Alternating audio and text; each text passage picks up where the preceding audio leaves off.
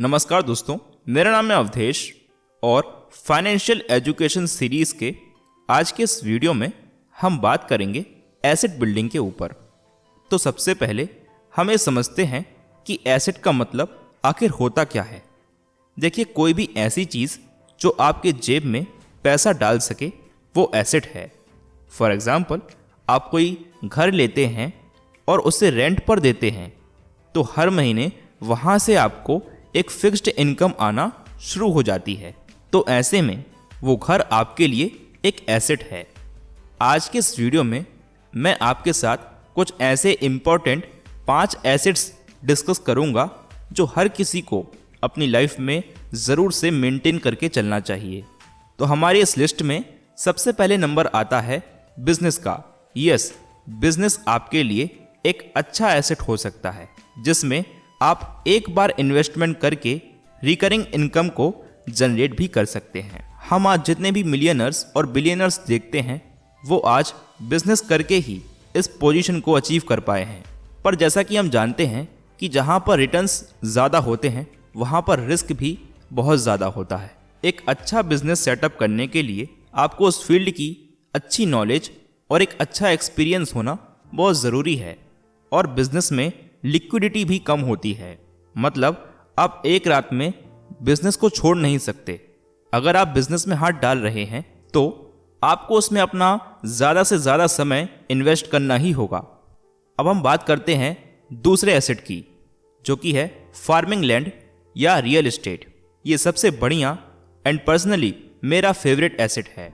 चलिए मान लीजिए कि आज आप 5 एकड़ ज़मीन खरीदते हैं और उसे खेती के लिए किसी दूसरे को रेंट पर देते हैं।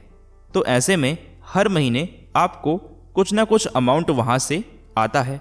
और ये तो हम सभी को पता है कि फ्यूचर में कहीं ना कहीं ज़मीन का प्राइस बढ़ेगा ही बढ़ेगा। तो यही इन्वेस्टमेंट आपको आज तो पैसा दे ही रही है, प्लस इसकी फ्यूचर वैल्यू भी बढ़ती ही जाएगी। और साथ ही साथ ऐसा करके आप एम्प्लॉयमेंट भी जनरेट करते हैं, जो कि अपने आप में एक बहुत बड़ी बात है। इसकी जगह आप कोई घर भी खरीद सकते हैं और रेंट पर लगाकर एक अच्छा अमाउंट जनरेट कर सकते हैं।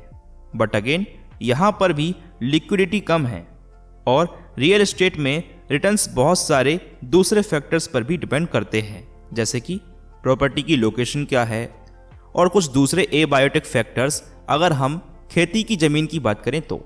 अब तीसरे नंबर पे जो एसेट बिल्डिंग ऑप्शन हमारे पास आता है वो है स्टॉक्स। अगर सोच समझ के और थोड़ा बेसिक रिसर्च करके हम स्टॉक्स में इन्वेस्ट करते हैं तो स्टॉक्स भी एक बहुत ही बेहतर एसेट ऑप्शन हो सकता है। स्टॉक्स के अंदर हमारे पास लिक्विडिटी एंड रिस्क को मैनेज करने का ऑप्शन होता है। यदि हम चाहें तो अपना पैसा ज़्यादा रिस्क और ज़्यादा रिटर्न्स वाले पोर्टफोलियो में भी इन्वेस्ट कर सकते हैं, या फिर low risk and low returns का ऑप्शन भी हमारे पास होता है। और इसके अलावा कुछ सिलेक्टेड म्यूचुअल फंड्स में हम इन्वेस्ट कर सकते हैं और अपने मनी एंड रिटर्न्स को सिक्योर भी कर सकते हैं। बेस्ट म्यूचुअल फंड्स क्या हो सकते हैं इन्वेस्टमेंट के लिए, इस पर भी हम जल्द ही एक और वीडियो लाएंगे।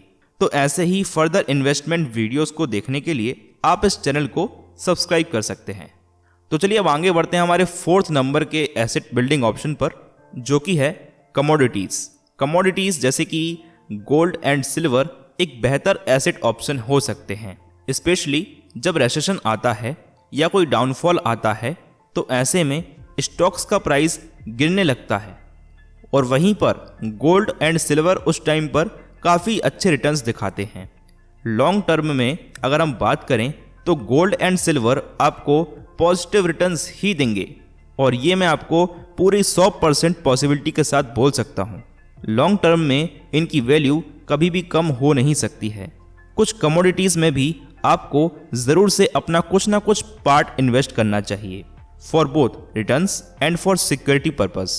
तो आइए अब हम बात कर लेते हैं हमारे लास्ट ऑप्शन पर, जो कि है इक्विपमेंट एंड मशीनरी। जैसे कि कार एक इक्विपमेंट है, अगर उसे कोई टैक्सी के फॉर्म में यूज़ करता है तो वो उसके लिए एक एसेट हो सकती है। कोई अपने फार्म के लिए ट्रैक्टर यूज़ करता है तो वो उसके लिए एक एसेट है। मैं इस वीडियो को बनाने के लिए माइक, लैपटॉप या कुछ एडिटिंग सॉफ्टवेयर का यूज़ कर रहा हूँ तो ये सब मेरे लिए एक एसेट हैं। कुछ लोग मशीन्स एंड इक्विपमेंट को रेंट पर देकर हर महीने एक अच्छा अमाउंट जनरेट कर पाते हैं, तो ये भी एक बेस्ट एसेट ऑप्शन हो सकता है। पर यहाँ पर हो सकता है कि हमें मेंटेनेंस कॉस्ट भी देना पड़े, जिससे हमें रिटर्न्स कम मिल पाते हैं। साथ ही साथ अगर मशीन है तो समय के साथ साथ उसकी लाइफ एंड वर्किंग एफिशिएंसी भी कम हो जाती है, जो उसकी फ्यूचर वैल्यू को कम ही कर देती है। फिर भी शॉर्ट टर्म के लिए अगर देखा जाए तो ये भी एक बेहतर एसेट ऑप्शन हो सकता है। तो इस वीडियो में हमने टॉप 5 एसेट्स के ऊपर डिस्कशन किया। आने वाले फाइनेंशियल एजुकेशन सीरीज में हम कुछ और बेस्ट एसेट्स पार्ट 2 के बारे में डिस्कशन करेंगे and best mutual fund options क्या क्या हो सकते हैं उस पर भी एक वीडियो लेक्चर आने वाला है। तो ऐसे ही further investment, inspirational and problem solving videos के लिए आप इस चैनल को सब्सक्राइब कर सकते हैं। वीडियो अच्छा लगा हो तो लाइक करिएगा।